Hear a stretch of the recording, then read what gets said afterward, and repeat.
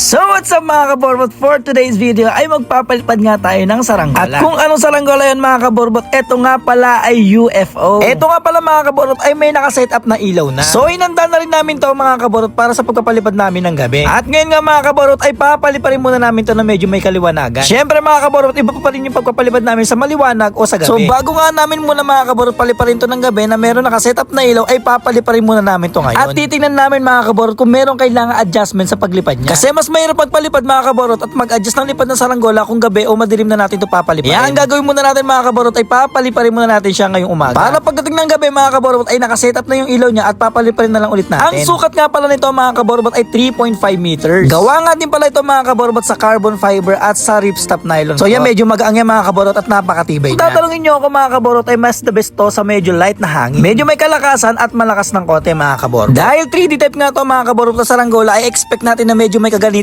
to dahil 3.5 meters to mga kaborbot. So isa nga to mga kaborbot sa pinakamaganda na design na nakita ko. At masasabi ko mga kaborbot na mukha talaga siyang UFO kapag nasa taas na siya. So marami nga pala mga kaborbot ang nagsasabi sa akin o nagtatanong kung gumagawa ba ako ng mga traditional kite o mga gawa sa kawayan. Yes po mga kaborbot, nung pandemic nga pala mga kaborbot ay yun yung madalas na ginagawa namin. Yun nga pala mga kaborbot ang madalas na pinapalipad dito sa amin. So nung mga panahon na yung mga kaborbot ay napakarami talaga saranggolis na nagpapalipad dito sa amin. Shoutout nga pala kay Aki Bando ha. Lagi na ha?